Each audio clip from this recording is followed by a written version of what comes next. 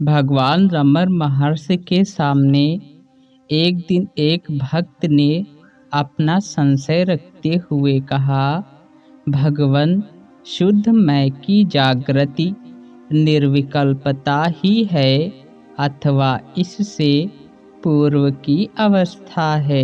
श्री भगवान ने कहा, हृदय का सूक्ष्म छिद्र सदैव बंद रहता है, किंतु विचार से यह खुल जाता है, जिससे कि केवल मैं की ही चेतनता प्रकाशित हो उठती है।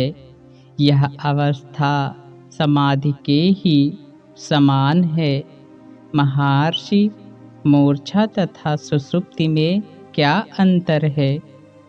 सुषुप्ति अकस्मात आती है तथा मनुष्य को बलपूर्वक दबा लेती है, किंतु मूर्छा धीरे धीरे आती है तथा यथावत विरोध बना रहता है। मूर्छा में साक्षात्कार संभव है, किंतु सुषुप्ति में असंभव है।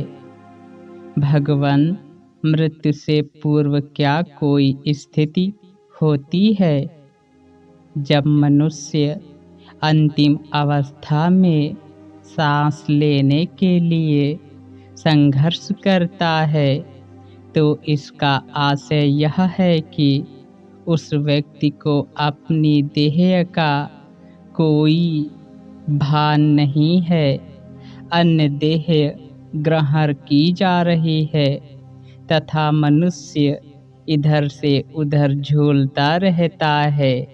जब वह इस प्रकार सांस लेने के लिए हाँफता है, तब बीच बीच में सांस लेना अत्यधिक कष्ट साध्य हो जाता है तथा वर्तमान देह के प्रति मोह भंग न होने से वह दोनों देहों के मध्य झूलता रहता है।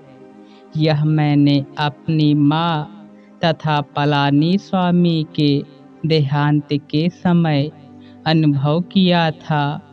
महर्षि, क्या उपरोक्त अवस्था में नवीन देह व्यक्ति के पुनर्जन्म की प्रतीक है? हाँ, सांस के लिए हाँफने की स्थिति में मनुष्य स्वप्न जैसी स्थिति में रहता है तथा अपने वातावरण के प्रति वह अनभिज्ञ रहता है। यहाँ पर यह बात स्मरण करने योग्य है कि जब भगवान रमण महर्षि दिन के 8 बजे से रात्रि के 8 बजे तक अपनी माँ के समीप बैठे थे, तभी उनकी माताजी ने देह का त्याग किया था और इस पूरे समय के दौरान भगवान रमण महर्षि एक हाथ से अपने माँ के सिर को पकड़े हुए थे तथा दूसरे हाथ से माँ के हृदय को स्पर्श कर रहे थे। इसका अभिप्राय यह था कि उन्होंने स्वयं ही बाद में बताया कि उनके तथा उनकी माँ के बीच एक संघर्ष था, जब तक कि उनके प्राण हृदय में प्रवेश न कर गए।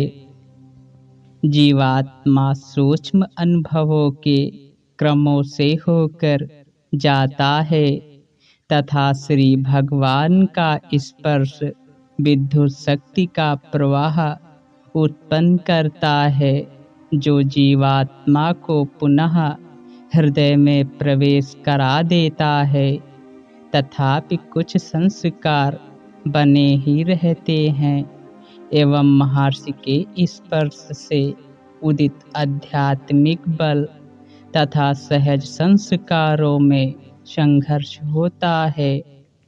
अंततः संस्कार पूर्णतया नष्ट हो जाते हैं तथा जीवात्मा हृदय में प्रवेश कर शाश्वत शांति प्राप्त करता है, जो कि मोक्ष के ही समान है। इसके हृदय में प्रवेश करते समय एक विचित्र संवेदना होती है। इसका अनुभव महात्मा को होता है।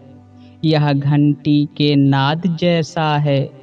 जब महर्षि पलनी स्वामी की मृत्यु हुई थी तथा मृत्यु के समय भगवान रमण महर्षि मृत्युशैया पर उन्हें संभाल रहे थे, तो उन्होंने यही संकेत पाकर अपना हाथ हटा लिया था, अर्थात एक नाद हुआ था। परंतु पलनी स्वामी के नेत्र तुरंत ही खुल गए, जिसका अभिप्राय यह हुआ कि जीवात्मा नेत्रों द्वारा बाहर निकल गया, जो उच्चतर पुनर्जन्म का प्रतीक है, पर मोक्ष का नहीं। पलनी स्वामी के साथ ऐसा अनुभव होने के बाद महर्षि रमण ने अपनी मां को कुछ अधिक देर तक स्पर्श किया, और जब तक जीवात्मा हृदय में प्रवेश नहीं कर गई, तब तक उन्होंने मां को नहीं छोड़ा और उनकी मुक्ति को सुनिश्चित कर दिया। मां के मुखमंडल पर विराजमान पूर्ण शांति तथा स्थिरता के भाव इसका प्रतीक थे कि उनकी मां को मोक्ष मिल गया। हरि ओम तत्सत।